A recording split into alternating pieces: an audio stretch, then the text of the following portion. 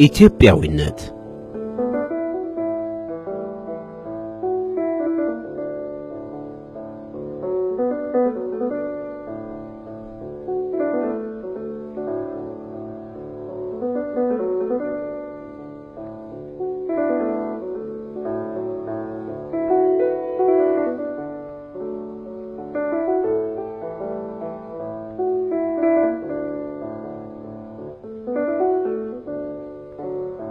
በዓለማችን ለሚገኙ የጥቁር ዘሮች በተለይም በቀኝ ግዛት ሲሰቃዩ ለነበሩ አፍሪካውያን ኢትዮጵያ የተስፋቸው መሬት ናት። አንድም የአፍሪካ ሀገር ነፃ ባልሆነበት ጊዜ ነፃ የነበረች ሀገር በመሆኗ ነበር የኩራታቸው ምንጭ ሆነችው። ኢትዮጵያዊነት እውነት ነው። ኢትዮጵያዊነት እውነት ስለሆነ ላላወቃት የተጋረደባት አያቃትም፣ ያወቃት ግን ይመሰክርላታል፣ ያያታል ማለት ነው። እና ባጭሩ ለኔ ኢትዮጵያዊነት ቢሸሹት የማይሸሽ ቢበጥሱት የማይበጠስ የታሪክ ድር ነው። ለኔ ኢትዮጵያዊነት ሁሉ ነገር ነው ማለት ይቻላል። ኢትዮጵያዊነት ጀግንነት ነው። ኢትዮጵያዊነት መንፈሳዊነት ነው። ኢትዮጵያዊነት መተባበር ነው፣ ቅንነት ነው፣ የዋህነት ነው፣ ደግነት ነው፣ ሀገርን መጠበቅ ነው። ከምንም በላይ ኢትዮጵያዊነት ሀገራዊ ነው። እና አንድ ሰው ኢትዮጵያዊ ነኝ ብሎ በኢትዮጵያዊ ስም ተጠርቶ እነዚህ ነገሮች ውስጡ ከሌሉ ኢትዮጵያዊነቱ እንደተዘረፈበት ማወቅ አለበት። ኢትዮጵያዊነት ለኔ ከምንም በላይ በተለይ ለሰው ልጆች ለጥቁር ሕዝብ የማንነት ወይ ሰው የመሆን ምሳሌ ከዛም በላይ ኢትዮጵያውያን ወገኖቻችን አባቶቻችን ቅድመ አያቶቻችን ታላቅ ገድላቸውና ታሪካቸው እንደነ አጼ ቴዎድሮስ እንደነ ሚኒሊክ እንደነ አብዲሳ አጋ ሌሎችም የኢትዮጵያ ጀግኖች ታላላቅ ገድሎችን የሰሩበት ታሪካዊ ክብር የተጎናጸፉበት እንደነ ዶጋሊ ማጨው ያድዋን ሌሎች የሶማሊያና የሌሎች ወራሪዎችን አሳፍረው ለአፍሪካ ታላቅ ብርሃን ያበሩበት ትልቅ ተምሳሌትና ማንነት ነው ኢትዮጵያዊነት።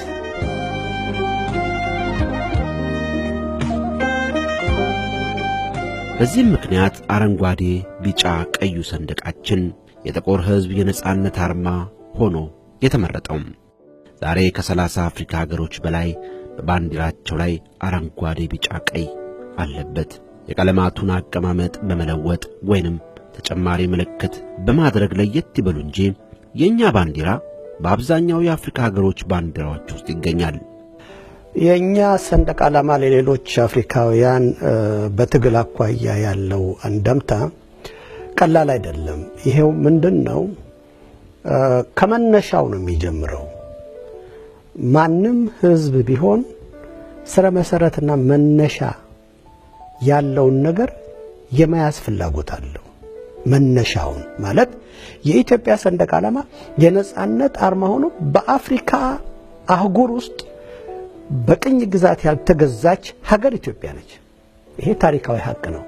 በቅኝ ግዛት ያልተገዛ አገር ደግሞ ያለው የሰንደቅ ዓላማ ምልክት አረንጓዴ ቢጫ ቀያችን የኛ ለሌሎች አፍሪካውያን አገሮች እንደ አርማ እንደ አንድ ተክል እንደ አንድ ስረ መሰረት መነሻ አድርገው ስለሚቆጥሩት አክብሮት አላቸው፣ ያደንቁታል፣ ይወዱታል፣ ለዓላማቸውም የሚዘምቱበት ሰንደቅ ዓላማ አድርገው ይወስዱታል።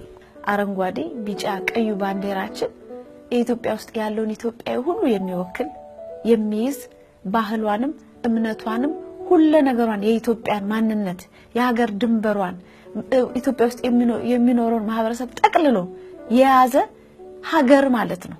ኢትዮጵያ ሰንደቅ ዓላማ ባጠቅ መጀመሪያ ለኔ ምን ነው ብትለኝ እንደ እንትኔ ነው፣ አስማቴም ነው፣ እውነቴም ነው፣ መጨብጠውም ነው፣ ማልጨብጠውም ነው። ምክንያቱም ይሄ በደም ውስጥ ሰውነትህ የሚያስፈልግህ ነገሮች አሉ፣ እንደ ውሃ እንደ ኦክሲጅን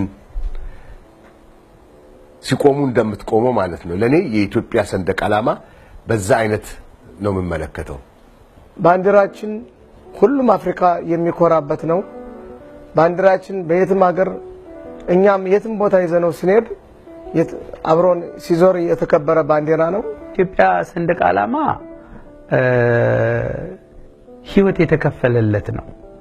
የኢትዮጵያ ሰንደቅ ዓላማ ለመላው የጥቁር ህዝቦች ምሳሌ የሆነ ነው። የነጻነት ተምሳሌት ነው። ከማንም በላይ ኢትዮጵያ ሀገራችን ነጻነቷን አውጃ በጀግኖች ልጆቿ በሰንደቅ ዓላማ ክብር ለሌሎችም ይህንን ታላቅነት ያሳየችና ያስተማረችበት ክቡርና የህይወት የደም ያጥንት መስዋዕትነት የተከፈለለት ታላቅ የሆነ የታሪካችን ውጤት ነው ሰንደቅ ዓላማችን። ህዝባዊ ወያነ ሓርነት ትግራይ ይህችን የነጻነት ምልክት በማራከስ ጨርቅ የሚል ስያሜ ቢሰጧትም የመላው ጥቁር ህዝቦች የነጻነት ንቅናቄ አርማቸው በማድረግ ቀጥለውበታል። ህዝባዊ ወያነ ሓርነት ትግራይ መሪዎች ሰንደቅ ዓላማችንን ብጣስ ጨርቅ ብለው ሲዘልፉና ሲያንጓጥጡ የደፈሩት ባንዲራውን ብቻ ሳይሆን በዱር በገደል ነጻነቱን ለማስጠበቅ የተጋደለውን አርበኛ ብሎም እያንዳንዱን ኢትዮጵያዊ ነው። ሰላማዊ ሰልፍ ሲደረግ አንዱ የሰላማዊ ሰልፍ መነሻ የኢህአዴግ ሰራዊት አባላት የኢትዮጵያን ባንዲራ አውርደው የኢህአዴግን ባንዲራ ስለሰቀሉ ነው የሚባል ነገር አለና የዚህ ድርጅት ግልጽ ያለ አቋም የኢትዮጵያን ባንዲራ በተመለከተ ምን እንደሆነ ቢገልጹልን። ባንዲራን በተመለከተ ከባንዲራው በስተጀርባ ያለው አመለካከት ይመስለኛል ወሳኝ። ጨርቁ የሚያመለክተው ነገር ይመስለኛል ወሳኝ ከጨርቁ በላይ ከቀለሙ በላይ።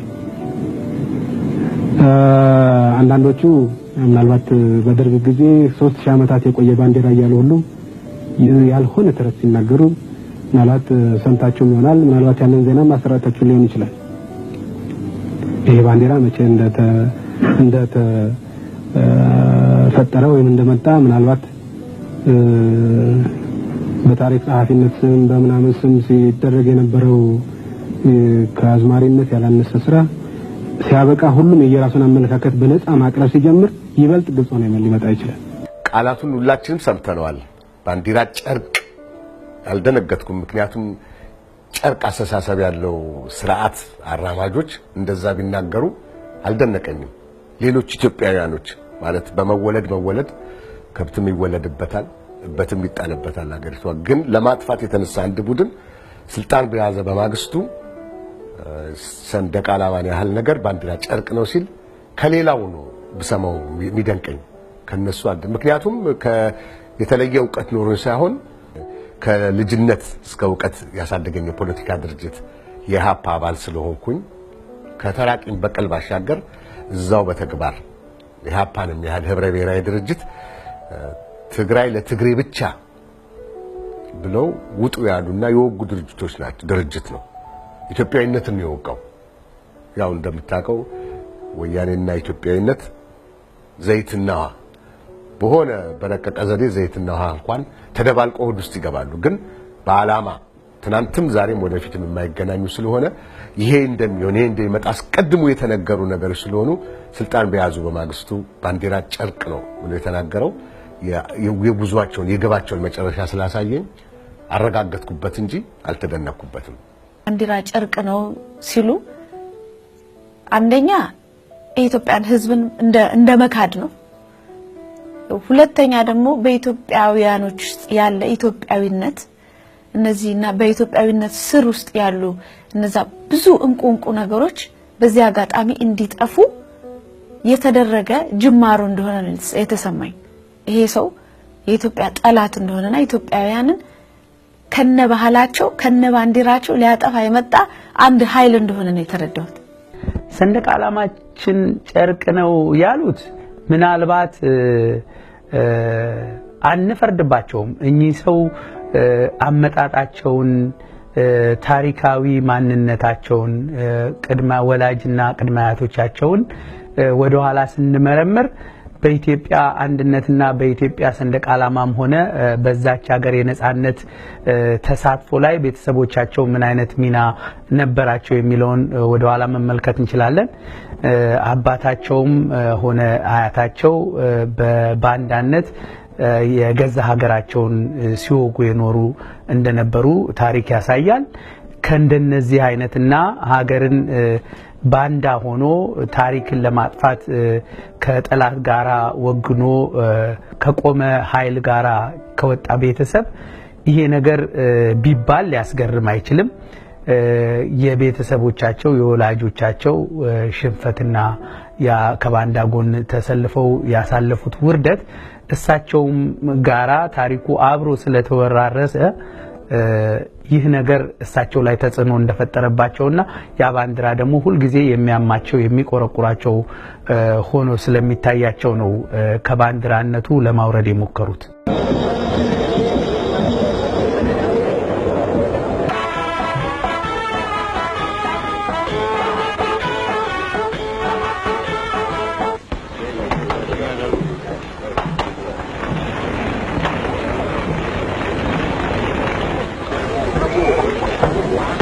ወለጌር ኪዳነ ማርያም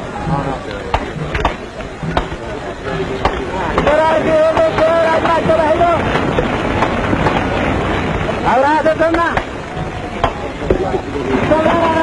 አጥናቸው ባይዶ በየነ ደጃዛ ላይ ተራር በየነ ዛራ አጥናቸው ባይዶ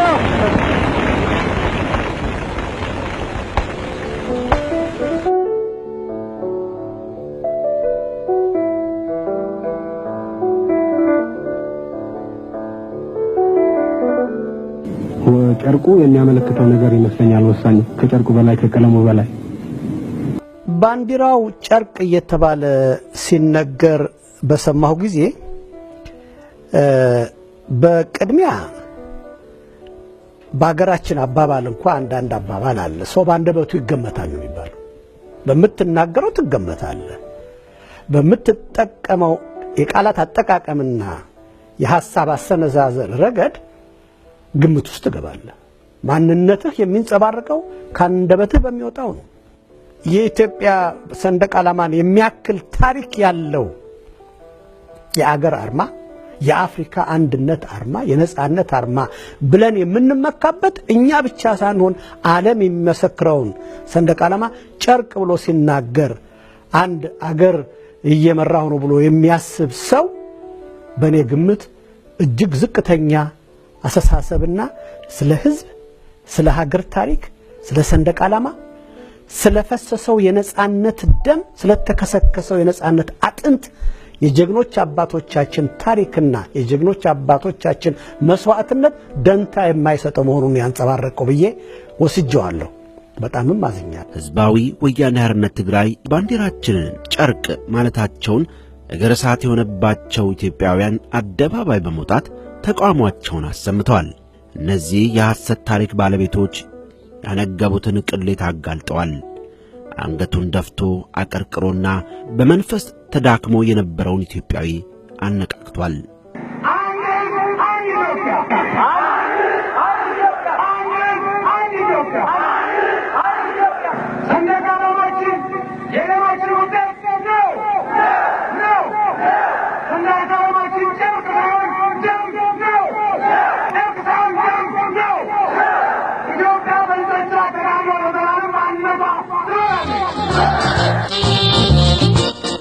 የአገራችን ውበት የወንዝ የተራራ የተስፋችን ብርሃን የማለዳ ጮራ የታሪክ ቅርሳችን የደም ያጥንታችን ትውለብለብ ዘላለም ሰንደቅ ዓላማችን ለፍትህ ለእኩልነት ለሰብአዊ መብት ሰላም ለፍቅር ለሀገር እድገት ለኢትዮጵያ ነጻነት ለልጆቿ ክብር ሰንደቅ ዓላማችን ዘላለም ነጻነት ለሌለ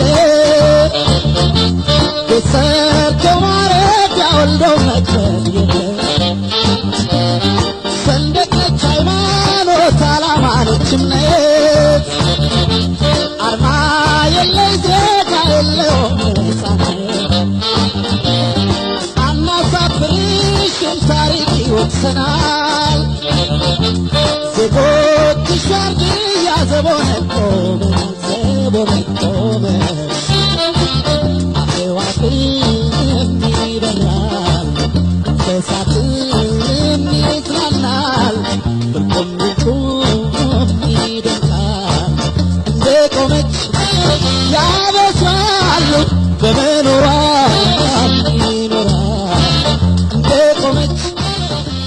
ይህ የነጻነታችን አርማ የሆነ ባንዲራ የታሪክ ተወቃሽ ሆኑ ህዝባዊ ወያኔ ሓርነት ትግራይ መሪዎች ሊያራክሱት ቢሞክሩም ኢትዮጵያን ባገኙት አጋጣሚ ከፍ አድርገው ማውለብለባቸውን አላቆሙም። የኢትዮጵያን የቆየ የታሪክ ምልክቶችን በከፍተኛ ርብርቦች ለማጥፋት አገዛዙ በጋሃድ እርምጃ ቢወስድም ኢትዮጵያውያን በተሰባሰቡበት ሁሉ የአባቶችን አያቶቹንና ቅድመ አያቶቹን ግንባር ቀደም ምልክትና አለኝታ የሆነችውን ሰንደቅ ዓላማችንን ከያቅጣጫው እንዲውለበለብ አድርገዋል። በመሆኑም ህወሓት ከተፈጠረ ጀምሮ የያዘውን ጸረ ሰንደቅ ዓላማ እንቅስቃሴ ኢትዮጵያውያን እየተከታተሉ ለአደባባይ አብቅተዋል። በጀግኖች ልጆቿ ደምና አጥንት የቆየችውን ባንዲራ ከፍ አድርጎ አውለብልቧል። በደሙ ላኖረ ሰንደቅ ዓላማችን ኑሪ እየመሰከር ኑሪ እየመሰከር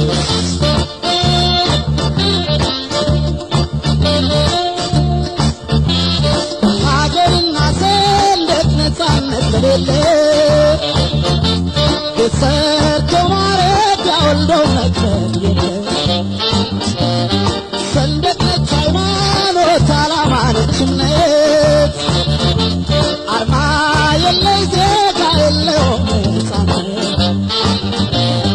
አናሳፍርሽም ታሪክ ይወቅሰናል ዜጎችሽ ዋርድያ ዘቦነቆ ለሁሉም ግልጽ ሆኖ እንደሚታየው ህዝባዊ ወያኔ ሓርነት ትግራይ ኢትዮጵያዊነትንና የኢትዮጵያዊነት መገለጫ የሆኑ አርማችንን ለማጥፋት ፖሊሲ ነድፎ ቀን ከሌት እየተጋ ያለበት ሁኔታ ነው። መተኪያ በሌላትና በምንወዳት ሀገራችን ውስጥ ኢትዮጵያዊ ምልክት የሆኑ እሴቶች እየተሸረሸሩ የግለሰቦች መጫወቻና መወደሻ እየሆኑ መሄዳቸው በግልጽ እየታየ ነው።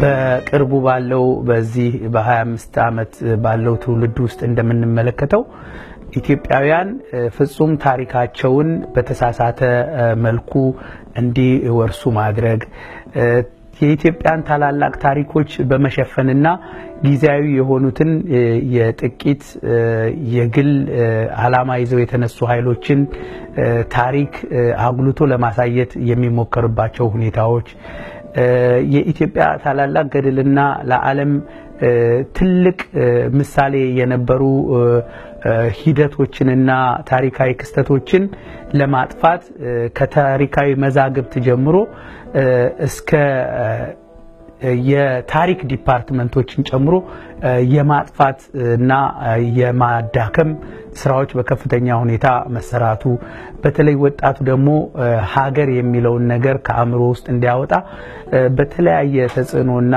በተለያዩ ሱስና ሀገር በቀል ያልሆኑ ስሜት በሚስቡ ሁኔታዎች ላይ እንዲጠመድ በማድረግ በተለይ አዲሱን ትውልድ ሀገራዊ ስሜቱን ለማዳከም ከፍተኛ ስራ ተሰርቷል ማለት ይቻላል።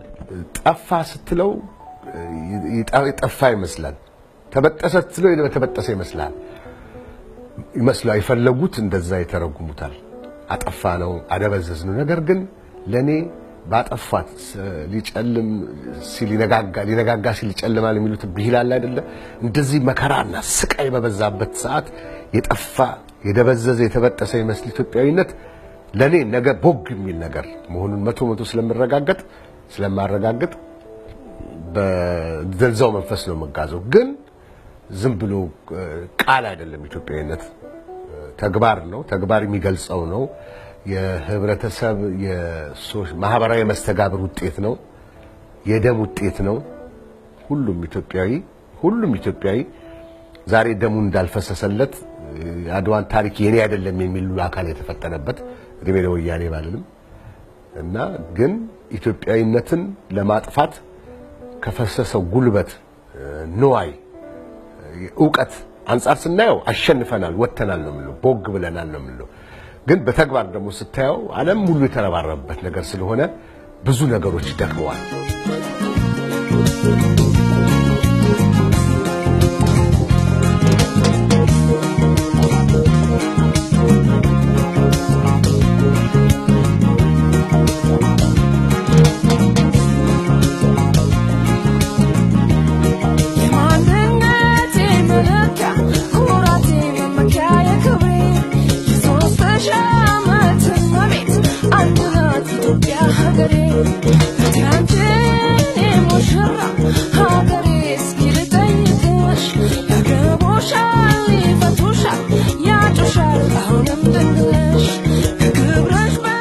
በሀገር ቤት ያለው ኢትዮጵያዊነትን የማዋረድ ዘመቻ በዚህ ብቻ የሚያበቃ አይደለም። ህዝባዊ ወያኔ ሓርነት ትግራይ በጋራ የሚያስተሳስሩን ብሔራዊ ኩራታችንና ክብራችን ማሳያ የሆኑትን ገድሎች በታቀደ መንገድ እንዲረሱ በማድረግ በሌላ ማንነታችንን በማይገልጹ ታሪኮች እንዲተኩ እያደረገ ነው።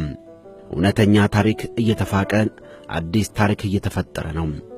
የአገዛዙ ዘመን እየተራዘመ በመሄዱ በዚያው መጠን የሐሰት ትርክቶች እየተስፋፉ ይሄዳሉ። ኢትዮጵያዊ በዓላት በተለያዩ ቲያትር ቤቶች በሰራዊቱ ቤቶች ነበር ኢትዮጵያዊ ባህልንና ታሪክን እንዲሁም ኢትዮጵያዊነትን በሚያንጸባርቅ መልኩ ነበር የሚቀርቡት። ከነዚህ መካከል የሀገር ፍቅር ቲያትር፣ የኢትዮጵያ ብሔራዊ ቲያትር የበፊቱ ቀዳማዊ ኃይለ ሥላሴ ማለት ነው፣ የራስ ቲያትር፣ የማዘጋጃ ቤት፣ ከዛ ውጭም ደግሞ ክቡር ዘበኛ፣ ፖሊስ፣ ምድር ጦርን ጨምሮ የተለያዩ የሰራዊቱ ሙዚቃ ክፍሎችም ተሳታፊ ነበሩ። ዘመን መለወጫ ለምሳሌ ሲደረግ በሌላው ዝግጅት እያንዳንዱ ቲያትር ቤት የራሱን ፕሮግራም ያቀርባል።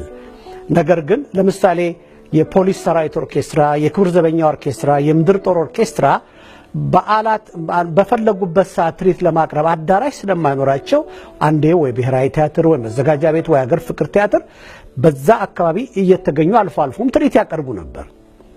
ጥቅል ጉዳይ ግን የኢትዮጵያ የዘመን መለወጫ ጳጉሜ 5 ቀን ምሽት ለመስከረም 1 የሚደረገው የዘመን መለወጫ ዝግጅት በጣም ቃላት ያጥረኛል ይሄን ለመናገር። ምክንያቱም የባህል ትዝታ ብቻ ሳይሆን የፍቅር የህዝብ ፍቅር እና የወደፊቱን መልካም ራዕይ በመጠቆም ደረጃ ይጫወት የነበረው ሚና ከፍተኛ ስለነበረ ነው።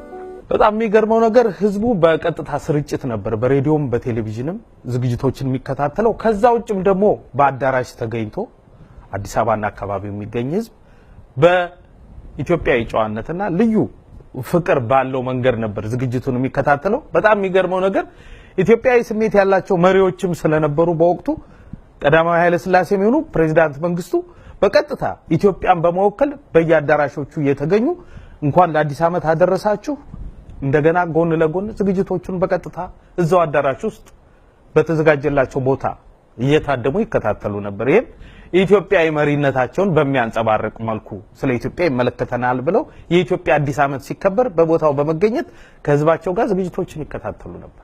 አዲሱ ዘመን አጊጦ ሲመጣ አሮጌው ዘመን አስረክቦ ወጣ። ክቡራትና ክቡራን፣ ኢትዮጵያ አሮጌውን ዘመን የምትሸኘውና አዲሱን ዘመን መቀበያ በዓሏን የምታከብረው በህዝቦቿ ብቻ ሳይሆን በሀገሯ ልምላሜ፣ በአበቦቿ ፍንደቃ፣ በጅረቶቿ ጥራትና በፏፏቴዎቿ እልልታም ነው። ስለዚህ እናንተንም እንኳን ከአሮጌው ዘመን በሰላም አሸጋግራችሁ ለአዲሱ ዘመን ያበቃችሁ እያልን የክብር ዘበኛ የሙዚቃ ክፍል ልባዊ ምኞቱን ይገልጻል። የመጀመሪያው እንቁጣጣሽ ሲባል ተጫዋቹም ከናጃቦቹ ዝነኛው ጥላሁን ገሰሰ በየዓመቱ ለኛ እንቁጣጣሽ ደስ ይበለን እንኳን ደህና መጣሽ።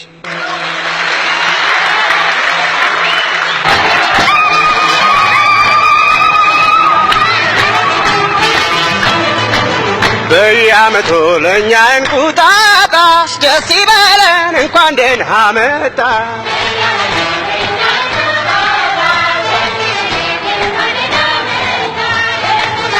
እንቁጣጣሽ አዲሱ ዘመን የሰላም የደስታና የጤንነት ለእናንተ እንዲሁም ለመላው ኢትዮጵያ ሕዝብ ይሁን።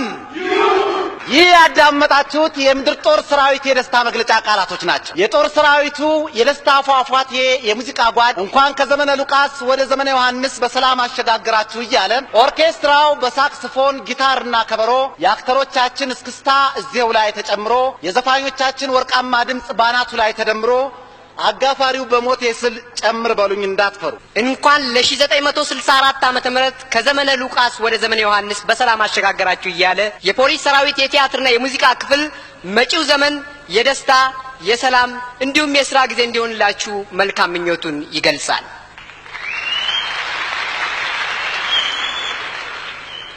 ይህ የዘመን መለወጫ ሲዘጋጅ እያንዳንዱ ቀድም የቆጠርኳቸው ክፍሎች የሚሊተሪ ክፍሎችና የፖሊስ ክፍሉ በተጨማሪ የአዲስ አበባ ማዘጋጃ ቤት፣ የራስ ቲያትር፣ የሀገር ፍቅር ቲያትር ቤትና የብሔራዊ ቲያትር ቤት ያሏቸውን ዘመናዊ ሙዚቀኞችና ዝግጅታቸውን የባህል ሙዚቀኞችና ዝግጅቶቻቸውን የባህል ትርኢቶቻቸውን በነገራችን ላይ በዛን ወቅት ከላይ እስከ ታች የሚቀር የብሔረሰብ ዝርዝር ጨዋታ አለ ብዬ ማስታወስ ያቅተኛል።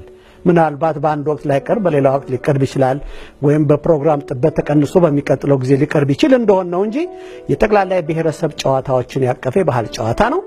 ከዛ በተረፈ ህዝብ የሚወዳቸው ድምፃውያን በግል የሚሰሩትም በተለያየ የኦርኬስትራ አካሎች ጥናት ተደርጎ ድምፃቸውን በሬዲዮና በቴሌቪዥን ያን ሌሊቱን በሙሉ ሲስተጋባ ነው የሚያመሸው ማለት ይቻላል። በእኛ ጊዜ በነበርንበት ጊዜ እንግዲህ አመት በዓል የምናከብርበት እንቁጣጣሽ ከመድረሱ ከ5 ወር በፊት ነው ልምምድ የምንጀምረው። እኛ ራስ ቲያትር በምንሰራበት ጊዜ እነ ታምራት ሞላ ምድር ጦር ይመጣል፣ ማዕከላዊ ዝነጥላውን ገሰሰ ይመጣሉ፣ ፖሊስ ኦርኬስትራና ሂሩት ይመጣሉ እና የምናቀርበው እኛ በራሳችን እምነት ለሀገራችን ህዝብ ነው የምናቀርበው። ዘፋኞቹ የሚመረጡት እንግዲህ የኢትዮጵያን የሙዚቃ ደረጃ በመጠነ መልኩ ነው። በተለይ መንፈሳዊ በሆነ ቅናት በየአመቱ ለአዲስ አመት የሚቀርቡ ዝግጅቶች አመቱን ሙሉ የሚደከምባቸው ነበሩ። የሰራዊቱም ሆነ የቲያትር ቤቱ ባለሙያዎች አመቱን ሙሉ የለፉበትን ለመስከረም 1 ነው ዝግጅታቸውን በህዝብ ፊት የሚያቀርቡት። በዚህ መሰረት አድማጭና ተመልካቹ ውሳኔና ፍርድ ይሰጣል። ይሄኛው ሙዚቃ አሸናፊ እንዲሆን በዛውም እግረ መንገዱን ጥሩ ውድድርና ፉክክር ነበር። ማበረታቻዎች ይሰጡ ነበር። በዚህ አመት እከሌ ባቀረበው የአዲስ ዘመን መለወጫ ስራው ተሸላሚ ሆኗል፣ አሸናፊ ሆኗል የሚል በኢትዮጵያዊነት ወግና ባህል የታጀበ ስራ ነበር የሚቀርበው።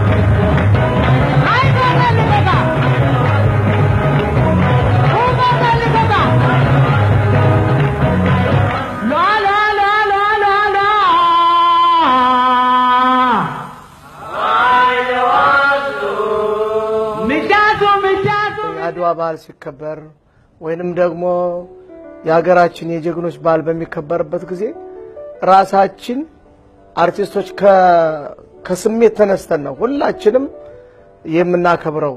እንግዲህ ከታሪኮቻችን ስንነሳ ታላቁን አድዋ እናስቀድማለን። አድዋ የመላው ጥቁር ሕዝብ የነጻነት ውሃ ልክ የተገነባበት ታላቅ ድል ነው።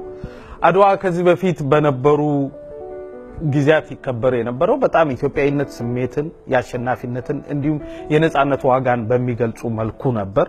በተለይ በተለያዩ የብዙሃን መገናኛ ጨምሮ ዝግጅቶቹን በሚያጎሉ ቲያትር ቤቶች ትልልቅ ታሪካዊውን የአድዋ ድል የሚያስታውሱ ቲያትሮች፣ የሙዚቃ ዝግጅቶች ይቀርቡ ነበር። ከዛ ውጭም ጀግኖች ቅድመ አያቶቻችን ወደ አድዋ ሲዘምቱ ይሏቸው የነበሩ ስነ ቃሎች፣ በተለይ ሰራዊቱን ለውጊያ ያበረታቱ የነበሩ ስነ ቃሎች እንደ ምሳሌ ብናነሳ እየተረገጥኩኝ ደልቶኝ ከምኖር ከነጻነት ጋር ይሻለኛል ዱር፣ ጣሊያን ምን አባቱ ባንዳ ምን አባቱ ቢሰፋ ደረቱ ቢደነድን ባቱ ይመለስ የለም ወይ በገዛ ጥይቱ የሚሉትንና በወቅቱ ሰራዊቱንና መሪዎቹን ለድል ያበቁትን ስነ ቃሎች ጨምሮ የተለያዩ አገራዊ ትርጉምና ዋጋ ያላቸው ዝግጅቶች ይቀርቡ ነበር በአድዋ ድል በዓል ማለት ነው። አድዋን እንደ ትልቅ የአፍሪካ የድል ነጸብራቅ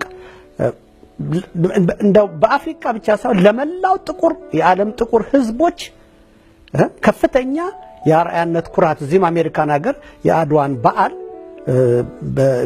ወሩን በሙሉ እንዲከበር ከንቲባው የሜሪላንድ ከንቲባ ማዘዙን እናስታውሳለን። ይሄ የሚያሳየው የአድዋ በዓል ትልቅና ግዙፍ በመሆኑ የዓለምን ታሪክ የያዘ ስለሆነ ነው። የማይጨው ጦርነትን በዓል እንውሰድ። የማይጨው ጦርነት እኮ የኢትዮጵያ ህዝብ እጅግ አሰቃቂ ስቃይ የደረሰበትና መስዋዕትነት የከፈለበት ነው። በመርዝ ጢት ሳይቀር በአይሮፕላን የተፈጀበት ነው። ህፃናት፣ አሮጊት፣ አበው እንደዚሁም ደግሞ ወጣቶች የተሰዉበት ነው።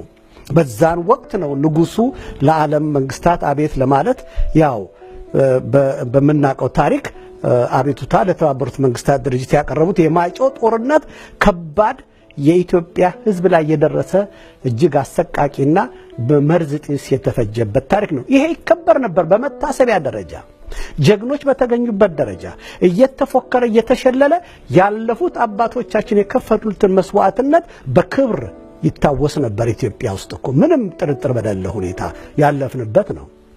ሚያዝያ 27ም እንዲሁ የጀግኖች አባቶች አያቶቻችንን የ5 ዓመት ተጋድሎ የሚዘክሩ ዘጋቢ ፊልሞች፣ የፎቶግራፍ ኤግዚቢሽኖች እንዲሁም ቲያትሮች ከዛ ውጭም ደግሞ ቀስቃሽና ለሀገር መሞት ለነጻነት ዋጋ መክፈል ምን ያህል ትርጉም እንዳላቸውና ትውልዱን በሚያንጹና በሚገነቡ ትልልቅ ኢትዮጵያዊ የታሪክ እሴቶች ነበር ዝግጅቶች የሚቀርቡት።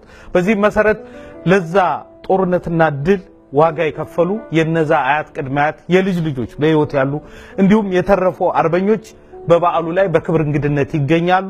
ለአዲሱ ትውልድ ታሪክንና ነጻነትን ምን እንደሚመስል በቁም ያሉ የታሪክ ተናጋሪዎች ሆነው ታሪካቸውን ያወርሳሉ። ለነዛ ጀግኖችም ለሰሩት ውለታ አዲሱ ትውልድ ያለውን ፍቅርና አክብሮት ይገልጻል። ልክ አሁን በዚህ በሰለጠነው ዓለም አሜሪካኖች ሲያረጉ እንደምናየው ኢትዮጵያውያን አያት ቅድማያቶቻችን በህይወት ተርፈው በተለይ ከማይጨው ጦርነት ተርፈው በሚያዝያ 27 የጀግኖች አርበኞች ቀን ላይ በሚሳተፉበት ወቅት ያላቸው ክብርና ለነሱ የሚሰጠው አድናቆት ከፍ ያለ ነበር።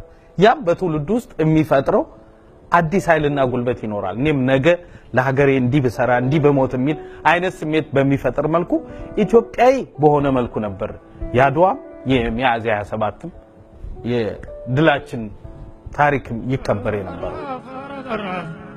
ልቻል ማለት አስነካብኝ ስሜን ልቻል ማለት አስነካብኝ ስሜን እጄ ልክፈልለት አጥንትና ደሜን እጄ ልክፈልለት አጥንትና ደሜን ይመከራል ወይ ይመራል ይረዳል እንጂ ወትሮስ ምን ውላለሁ የጥላት ወዳጅ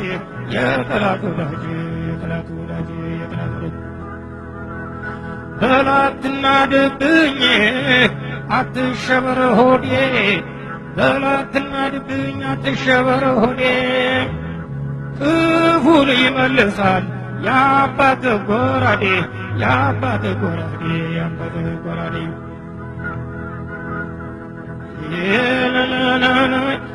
ሌላው ቀርቶ ድላችንም ሲከበር ድላችን ማለት እንግዲህ ሀገራችን በ1969 በሶማሌ ተስፋፊ ወራሪ ኃይል በተደፈረችበት ወቅት 300,000 ሚሊሻ ለሀገሩ መስዋዕት ለመሆን በ3 ወር ስልጠና ወደ ዘመቻ የተሰማራበት አኩሪ የኢትዮጵያ ታሪክ ከሚባሉት ውስጥ ነው።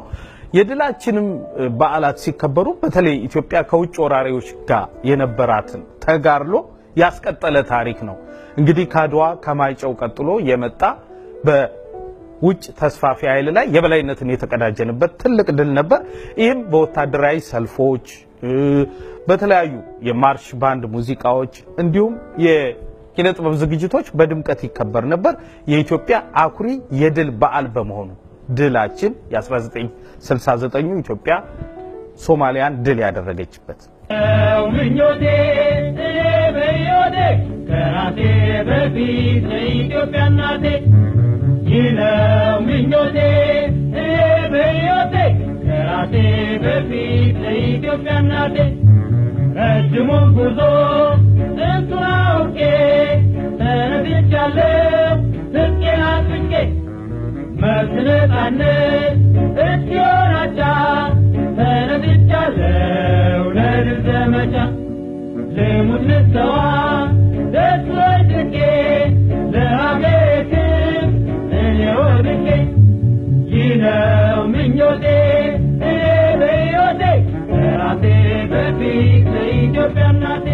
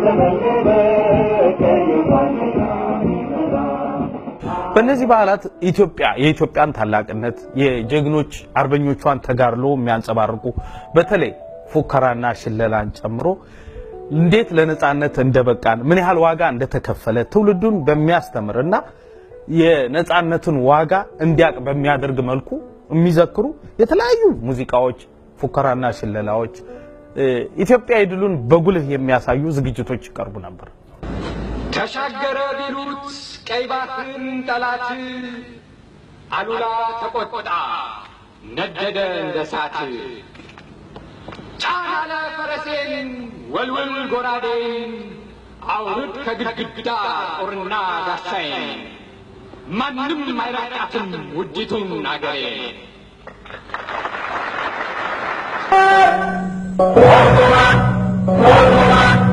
ትመለሳለህ ብዬምሃል ነበር አባረካቸው በቃ ተመለስ ማንን ይደፋል አትበተጨረስ በለው በለው በለው በለው በለው በለው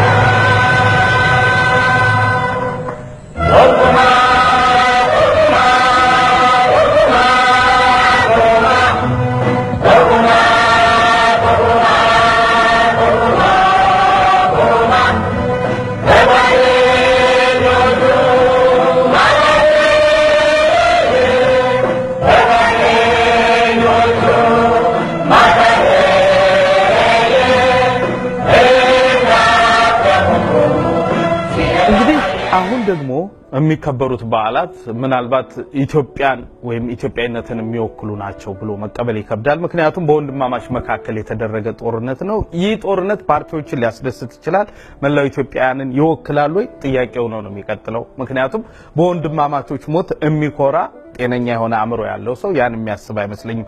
ስለዚህ የፓርቲዎቹ በዓል ሆኖ ነው የሚቀጥለው። ሙሉ ኢትዮጵያዊነትንና ኢትዮጵያ ከሌሎች ወራሪዎች ጋር ያደረገችውን አይነት ውጊያና ድል የሚያንጸባርቅ አይደለም። በዚህ መሰረት ከፍተኛ ዋጋ ይወጣበታል። የሚንጸባረቀው ዘፈንና ሙዚቃ ምናልባት ፓርቲው ወይም ለዚህ ውጤት የበቃው አካል ምን ያህል ወንድሞቹን እየጨፈጨፈና እየጨረሰ እንደመጣ የሚያንጸባርቁ አንዱን በሌላው ላይ ያነሳሱ የነበር በትግል ወቅት የጠባብና የዘረኝነትን ስሜት ያንጸባርቁ የነበሩ መዝሙሮችና ሙዚቃዎች ነው የሚቀርቡት። በዚህ መሰረት ኢትዮጵያዊነትን ሳይሆን ጎሰኝነትን ወይም ጠባብነትን በሚያንጸባርቅ መልኩ ወይም ለትግላቸው አስተዋጽኦ ያደረጉ የክብር እንግዶች ኢትዮጵያን በመጉዳት የሚታወቁ ሰዎች ይቀርባሉ። እነዚህ ዝግጅቶች ሲቀርቡ ከ40 ሚሊዮን ብር በላይ በጀት እየተመደበላቸው የሚከበሩ በዓላት ናቸው። ግን የፓርቲ በዓሎች ናቸው። በየአመቱ መስከረም ሲጠባ አካባቢ እቅዶች ሲወጡ አቃለው የመንግስት እቅዶች የፓርቲው እቅዶች ብዙ ጊዜ እኔ ከመጣው በኋላ የፓርቲው እቅድ ወጥቶ ነው የመንግስት እቅድ የሚወጣውና የፓርቲው እቅድ ላይ እና ወደ መንግስት የሚወጡት እቅዶች ላይ የምመለከተው ነገር እነዚህ ትልልቅ የሚባሉ ብሔራዊ በዓላት ይከበራሉ ተብሎ አይቀመጥም በእቅድ ደረጃ ማለት ነው። በአድዋ በዓል ሲባል አላስታውስም አይኖርም የድላችን ፈጽሞም ሊኖርም አይችልም። ሌሎችም የኢትዮጵያ እና የሚያስተሳስረን በዓሎች ከእቅድ ጀምሮ እንደሌሉ አስታውሳለሁ። ነገር ግን ቅድም እንዳልኩት የፓርቲው እቅድ የመንግስትን እቅድ ይመራል። የፓርቲው እቅድ ላይና እንደ መንግስት የሚታቀዱት ላይ ግን የብሔራዊ በዓላት ይሏቸዋል። የኦህዴድ በዓል፣ የህወሓት በዓል፣ የብአዴን በዓል እነዚህ በብዛት ሶስቱ ነው። የአራተኛው እንኳን አሁን እኔ ከወጣው በኋላ ነው ስሙንም ሰማው። እነዚህ የሚከበሩባቸው ቀናት እስከ በጀታቸው ድረስ ይቀመጥ ነበረ እና ግንቦት 20 ረሳሁት። ግንቦት 20 በተለይ ደግሞ የካቲት የህወሓት በዓል አንዳንድ ጊዜ እስከ 20 ሚሊዮን ብር 30 ሚሊዮን ብር በጀት ይመደባል። ኢትዮጵያዊነትን፣ የኢትዮጵያን ባህልን፣ የኢትዮጵያን ህዝብ ጀግንነትን፣ የኢትዮጵያን ህዝብ እምነትን ትላልቅ የኛ ቅርስ የሆኑትን የኛ መገለጫዎች በትልቁ በናሽናል ደረጃ በሀገር ደረጃ መከበር ያለባቸው ነገሮች ናቸው። እነሱ ካልተከበሩ ቀስ እያለ በትውልድ ውስጥ ኢትዮጵያዊነት እንዲሞትና እንዲጠፋ ከዛም ብሎ ደግሞ ኢትዮጵያዊነት እንዲካድ የሚደረግ ሂደት ነው። ኢትዮጵያን በዓላት እንዴት ይከበራሉ? በአሁኑ ሰዓት ወይም ዛሬ በጣም በሚገርም ሁኔታ ኢትዮጵያዊነትንና ስለ ኢትዮጵያ ሙሉ በሙሉ ይወክላሉ በማይባሉ ዝግጅቶች በአንድ ቦታ ላይ ነው የሚከበሩት። ምናልባት በባለ ሀብቶች ሀገሪቱ ውስጥ ባለ ትልቅ ሆቴል ነው ያ ዝግጅት የሚካሄደው እና ኢትዮጵያና ኢትዮጵያዊነትን በሚገልጹ ባህሎች፣ ሙዚቃዎች ወይም የኪነ ጥበብ ባለሙያዎች ሳይሆን የኛን ባህልና ወግ በማያንጸባርቁ መጤ በሆኑ ከምዕራባውያን በመጡ ድምጻውያን የኢትዮጵያን ባህልና ወግ በትክክል በማይገልጹ መልኩ ከአንድ ሆቴል በቀጥታ በሚሰራጭ ሙዚቃ ዝግጅት ነው የኢትዮጵያ ክብረ በዓላት ተከበሩ ተብሎ ከተወሰነ ዓመታት በኋላ እየተከታተልን ያለ ነው። በዚህ መሰረት ምናልባት እኛን በትክክል ይገልጹናል አይገልጹንም የሚለው ጥያቄ ሆኖ ነው የሚቀጥለው።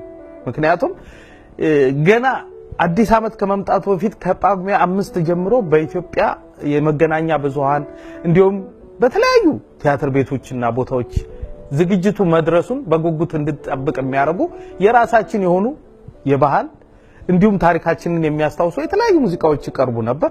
አሁን ግን በቀጥታ ካንድ ቦታ በሚተላለፍ ምናልባት ከዛ ቦታ ባይተላለፍ እንኳን ኢትዮጵያ አዲስ ዓመት ያላት እንዳልሆነ እስኪታመን ድረስ ነው እኛም በማይገልጹን መንገድ መከበር የጀመረው።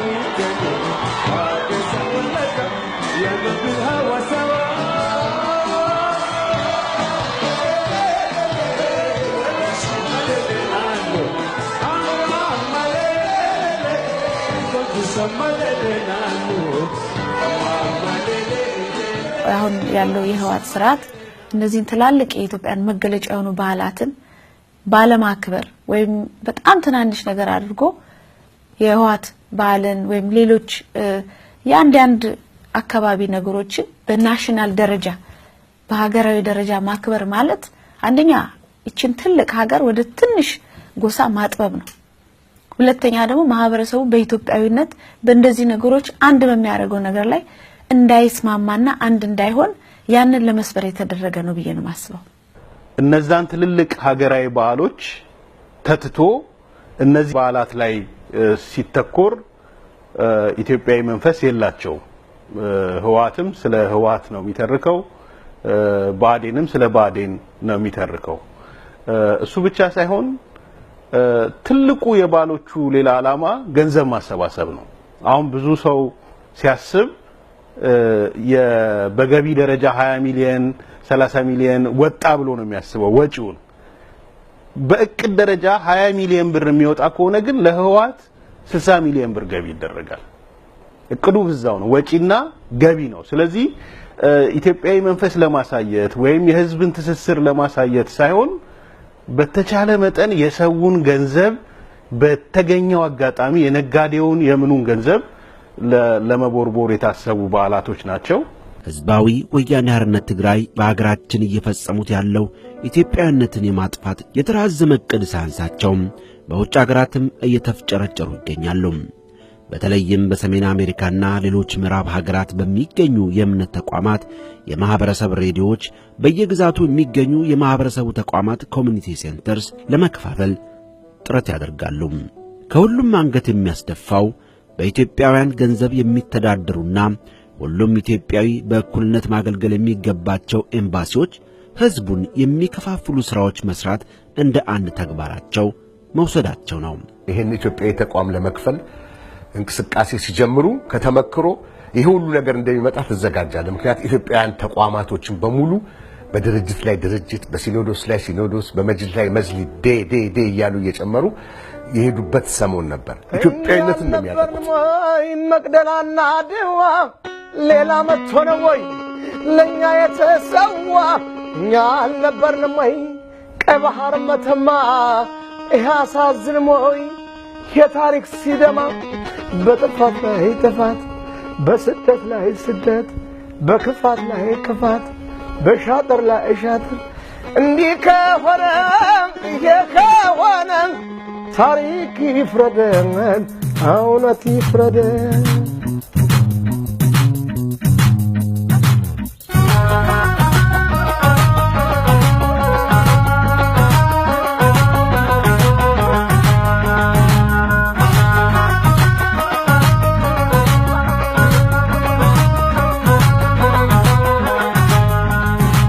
ታሪክ ይፍረደን፣ እውነት ይፍረደን፣ ጊዜ ይፍረደን።